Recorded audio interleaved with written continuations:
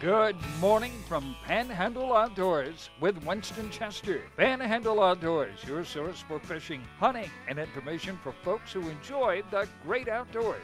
Now sit back, relax. It's Panhandle Outdoors. Good morning, folks. Welcome to Panhandle Outdoors. I'm Winston Chester. And I'm John Rush. And we're glad you are here. We have a great show lined up. Today's a special day, sort of a sad, bittersweet day because this is John's last day. Yep. And he'll be hitting the road, but we're going to get started with our weather brought to us by Haney Technical Center at Baldwin Road and Highway 77. All kind of programs there can help you out. Remind City Principal Mike Heppenstall and staff anytime, and check out the programs there. High today is going to be actually 78. A little bit cooler, as it was this weekend. And low would be 64, and water temperature is 70 degrees. Take a look at our moon phases. We always like to do our Monday moon phases, and we actually at the end of April. We're wrapping it up, and I hope you got to see that full moon last Thursday night. It was just outstanding. It was just everybody. I even had calls. People calling me, "Well, are you watching that moon?" It was just beautiful. So, and in May, I promise you, the May full moon will be spectacular. So, it always is. So we hope we don't have any cloud, but it was Thursday night was outstanding. John, what's our marine forecast? Marine forecast, you got a southeast wind around 5 to 10 knots. Seas are going to be 1 to 2 feet, and your protected waters are going to be nice and smooth for you. Oh, okay. Good day today. All right, let's take a look at our tide chart. Okay, this is always, and we're again at the end of April taking a look at it. It's brought to us by Kent Forest Lawn Funeral Home and Cemeteries. We have a really strong tide today. We have a high tide right in the middle of the day. I mean, a strong tide coming in right at 2 foot.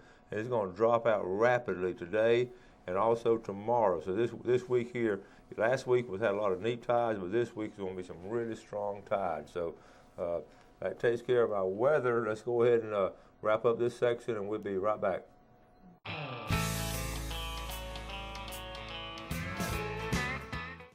All right, welcome back, folks. Glad you're with us this Monday morning. Sitting here with John Rush, Auburn soon-to-be graduate. Oh, goodness. It's hard to believe it. It's hard to believe that after 5 long years, it is finally here. What's the overall feeling, John? I'm nervous for getting a real job and all that. He's had a great time here. We're going to talk more later on in the show about what a great job he did and all. But one of the things you accomplished was catching the biggest kingfish off the pier so far. Yep, biggest one so far. This is a picture. We're going to reflect some on some of John's times here, and this is just a great picture right here. Tell us about this one, John. The absolute best part about this catching this fish was being able to see the strike. I mean, I saw him come up. Well, we had seen him for 30 minutes or so, coming up and looking at other people's baits. And then finally, he chose one, and he chose mine. I had a big old cigar minnow on there, and I saw him coming from 15 feet away, and saw that strike, and that was awesome. That's what makes the fight right there. Yeah, that was outstanding. Now, you also had a nice king out of a kayak. I did. I had that 35-pounder. We might have to find it, but what John did, and also we got just a couple of pictures, and we're going to today just reflect back on some of his experiences he's had here. This is tell us about this one here. Well, this one was just trolling along a little dead cigar minnow, and I had a tiny one on this time, just about 500 yards off the pier. The way, it was choppy, it was wavy, windy.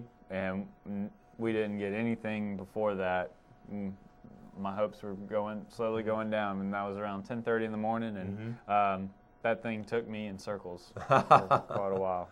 That was a thrill, huh? Yes, it was and my biggest one off the kayak. Yeah, that's outstanding. Of course, you caught plenty of Spanish and then all kind of other fish too. Oh yeah. And also, you had to share some of your other pictures there with the shark. You had to. Oh my goodness! Yes, that was an experience too. But I didn't mind that because that was a neat thing to watch. A neat, nature. Yeah. Nature taking its course. I helped out nature a little bit in this case, but seeing that shark just absolutely explode and made the water just tear up like crazy. That was a cool thing to see. Yeah. And just yesterday, you just had a good experience too. All right, for all of you kayak fishermen out there, this is a reminder, something that I did not do that I did it the day before, but for some reason, yesterday whenever I went out, I didn't do it. Always take a cobia jig with you on a rod and reel, just in case. This time of year especially. Because I was paddling along and I saw a huge loggerhead swimming around. I was about 30, 40 yards off of the second sandbar. Didn't think of anything of it. I got my camera out, started messing with it, getting it set up to get a video of it underwater, and got closer to it, put my camera underwater. I saw the turtle go down, and I thought he was about to pop up right next to me. And what do you know? There's 2 cobia swimming right with him. And those cobia came up and looked at my boat, and I got them on camera for like a split second. You can barely even see it. Yeah. But once they saw me, they took off. They didn't, they weren't spooked or anything, but they just slowly swam back away from me. And I know if I had a jig with me, that they would have. Yeah, and we always talk about how people see these big turtles and all, and the next thing you look for is cobia, how they sort of hang around them. That's a great example. I have never seen that before, being on the pier and everything. Whenever anyone sees any turtle, they're always throwing around it, and I was like, man, why are they doing that? Yep. And now, yeah, now you know. Definitely do, because they are there. All right. We're going to go to a break. I'm going to come back. I got a couple of emails I'm going to read that were sent on John's behalf, and also John's going to talk about his most challenging experiences and also his most rewarding experiences. So we'll be right back.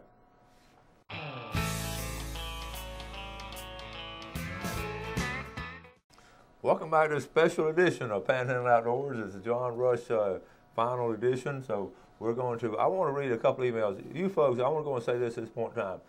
You folks, our viewers and all, have been so supportive of our intern John, and we're going to talk about that later. But that really just meant a lot, not just to me. It meant a lot to John and his mom and dad. I know and also Meredith, and yes, it meant a lot to people, and not just there were so many other people behind the camera here. Jeff Peck has just been so helpful. Thanks, Jeff. And sharing his editing equipment and all, and just it's always fun having.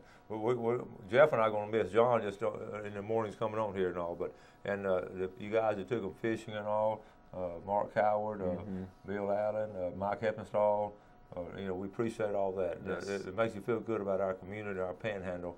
When a total stranger like John just comes into town, no idea. I know how warm it made us all feel. A couple of emails. Let me read the short emails, and I appreciate you sending them. Good morning, Winston. Just wanted to let you know that I've really enjoyed John being on your show. I think he has added a fresh perspective and a taste of adventure, being that he is not from your area and he is young. He has handled himself in a mature and professional manner, and I wish him well as he travels life's highway. Hope that your view of the good job that he has done will be reflected in your grade for him.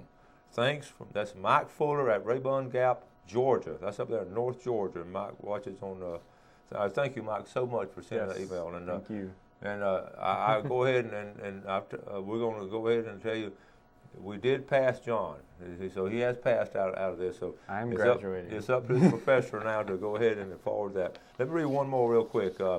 This is from one of your peer fishermen I met you out there. He said, "Hi, my name is Scott Graves. I'm a loyal viewer from Panama City Beach. I would like to be entered in your drawing in your pickle jar. Please." Enter me. My wife and I enjoy your show every morning. I had a privilege of meeting and fishing with John Rush at the pier. He would be missed. And thank you, Coach, and keep up the good work. So, tell us about this guy. Scott, he is an awesome fisherman. He can wipe out the Spanish when no one else were. He kills them a lot. Yep. And very interesting guy. I've gotten to have multiple conversations with him. He is a Price is Right contestant winner. That's amazing. I've never known it. I know. I was like, I can't believe that I am fishing next to someone that has won the Price is Right. When did he win it? That was back, I believe, in the 90s. Yeah. The late 90s, and He is an all-around great guy, good fisherman, very helpful. Yeah. Yeah, and you know that's so reflective of outdoorsmen. You know, total strangers that come up to you and you start talking and becomes friends with them and just have some memorable conversations and all. Yep. He started the conversation with me with, "Hey, I saw you in the show this morning. Great job." And I was like, "Well, thank you very much." And from then on, it's been a good friendship out there. Let me ask you this. You know, you get out, you know, and all. Were you surprised at the number of people who watch Panhandle Outdoors? Very surprised.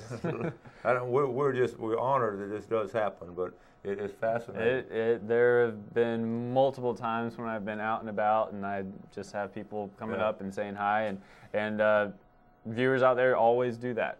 Yeah. If you see this guy, go up and tell him what an awesome job he does, and tell him thank you for what he does, because what you do is an amazing thing here. Well, it's challenging and rewarding, as you have found out.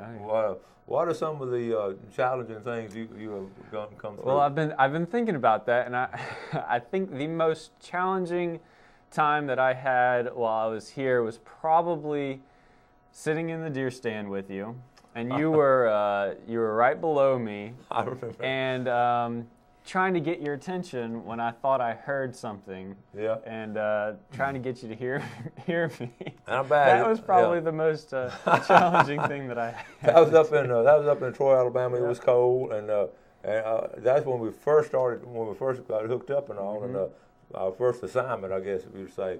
And I learned a lot about John that weekend, how dependable he was, and what a professional he was, and setting everything up. And I was just so impressed with him that first weekend.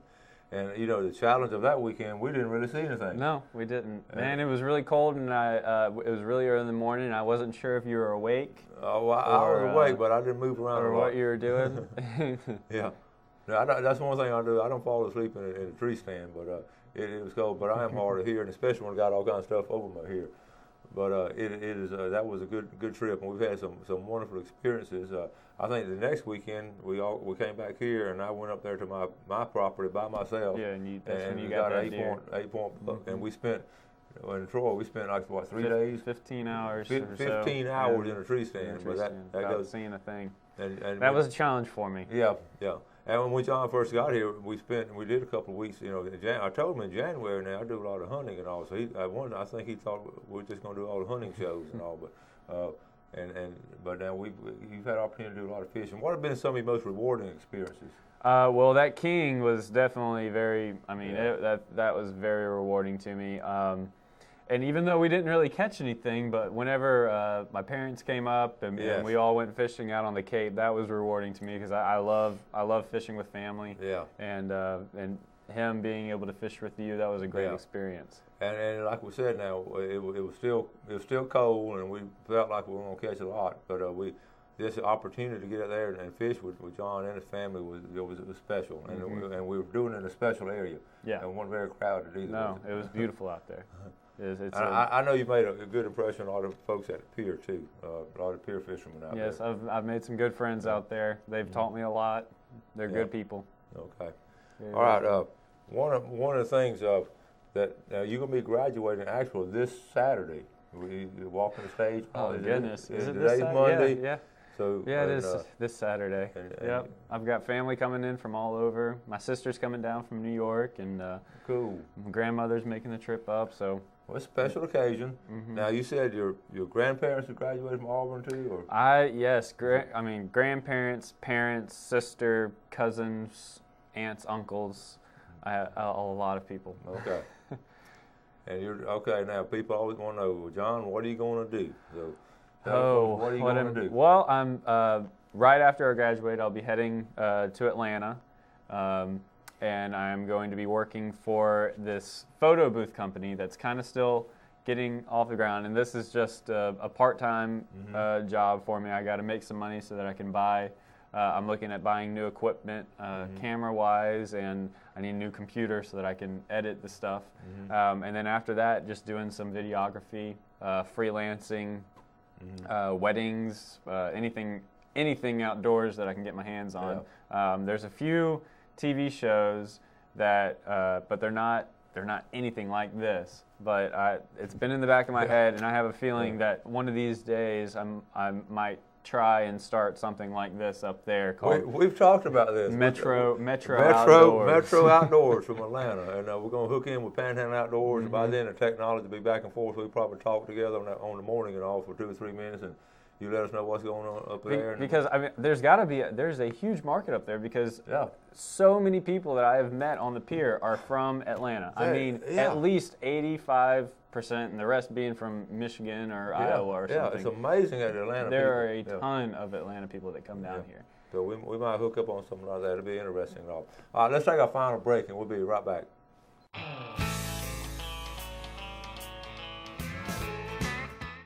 All right, welcome back. Sitting here on John Rush's final day with us, and let's get started with our fish and game forecast for today. This is brought to us by Mark Coward. John, I'll let you do the honors. Mark Coward, Edgewater Beach Realty at 832-6000. You fished with Mark before. I have, many times. Several times. Excellent fisherman. Excellent, he is. All right, what are our times today? All right, you're fishing from 4:05 a.m. to 6:05 a.m. and then from 5:33 p.m. to 7:33 p.m. Early morning, late night. Yeah, and I like that schedule right there. It sort of coincides with what's going on with the tide and everything. We're speaking about water temperature earlier during the weather forecast, and we said it's been 70 and 71, but I looked back on April the 4th, it was 64 degrees, so it's gone up like 7 degrees like in 20-something days.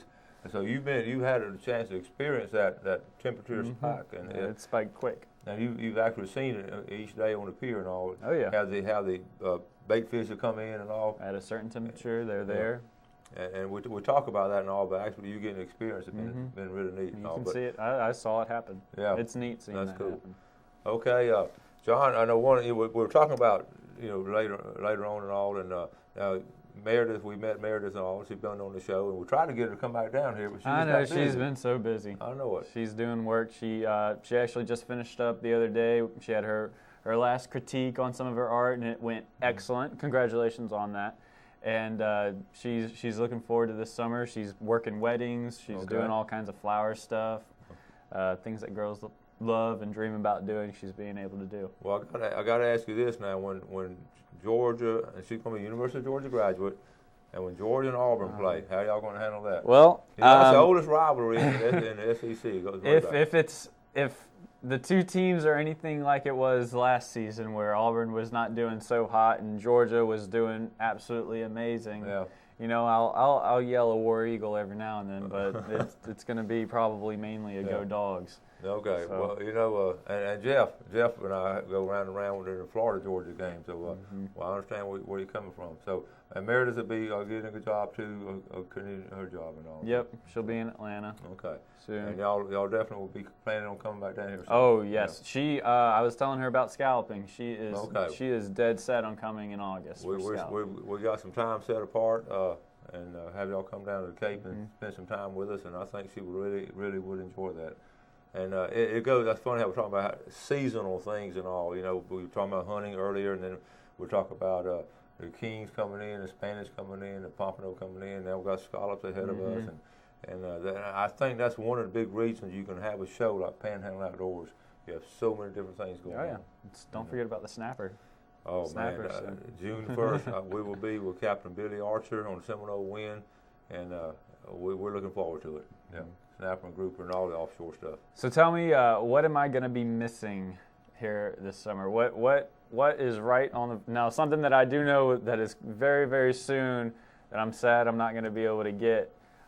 Sailfish are going to be coming in here soon. Well, if the water remains as beautiful as it has been, aren't they supposed to be getting in every year we have some sailfish caught, and a lot of times it's that sort of accident as a bycatch. It's not really fishing for sailfish, it's just fishing for other things. Tarpon fishing. Tarpon is sort of an unknown fishing around here. Speaking of tarpon fishing, they have been rolling like crazy off the end of the pier. I mean, the other day I saw at least 6 different times they're rolling close in. They're casting distance, so they're there. Tarpon is there, and I'm again going down to Boca Grande to go tarpon fishing. I just have a special connection with that place. I know we catch tarpon here. I know we catch the tarpon, if I go out and try to here. But going to Boca Grande to me is just something very special. That was the birthplace of tarpon fishing. It goes way back to President, to Thomas Edison and the early presidents fishing there. So, but I can come back here the next weekend and fish for tarpon. So that's going to be going on floundering, flounder gig going to be coming on later up in the summer. Freshwater fishing just be outstanding. Once this river gets right, freshwater fishing be outstanding. I know you do some freshwater fishing. Well, yeah, and I'm about to be doing a whole lot more. Yeah. That's one of my goals this summer is to get me a big striper, something worthy to put on the show. Yeah, now you can send us some pictures and all, and of course stay in contact. But where will you go striper fishing? Will it be up in Lake Lanier? Or? Yeah, I've never fished Lake Lanier for stripers before. I've always been Lake Martin there in Alabama, but I've heard that they're very, very, very similar. Lake Lanier being a lot more trees on the bottom and wooded, and Lake Martin's got a lot of rocks. So. And you told me also you're going to try to hook up with fly fishing, some outfitters and all, and try to work your way Yes, up I've into the been. Those were some job possibilities up there. And I told him, I was like, I don't have much fly fishing for trout and stuff experience, but man, I've got a lot of saltwater experience if you need anything up there with that. But yeah, I'm excited to learn the fly fishing art more and getting up there with the trout, because I mean, an hour and a half it's away from North Atlanta. It's some of the best trout fishing. Yeah, right there. So maybe maybe we'll hook up with something like that and get some video of you doing that too. Oh yeah. Also, now you really got good use out of kayaks. Oh you yes. did a lot of good, strong kayak fishing here. Yep. So, and you would recommend kayak fishing? I definitely, to anyone and everyone. It's an awesome workout. My legs are still sore from the other day. Great workout, beautiful. It's quiet. Yeah, just get out there, and you just got to get out there and do it. It Well, takes a little bit of effort getting out there, but you should. Well, okay. Well, we're gonna wrap it up, John. I want to tell you on air, what a wonderful experience we've had. Well, it's been an awesome experience with me too. It's been a memorable time, and we'll always remember this. And it's not like we're going to say goodbye. It's going to say so long for now. And we'll see you on the road, and you send some video and come back and visit with us. Yep. Did a great job. Thank you. It's been an awesome experience. Okay. I'm glad I was able to do this. Good travels, and God bless you. All right, folks. Thank you for watching the show. You do something good some other day. God bless. Thanks for joining us for Panhandle Outdoors with Winston Chester. Panhandle Outdoors features hunting, fishing, and other activities and information to help you enjoy the great outdoors. Join us next time for Panhandle Outdoors.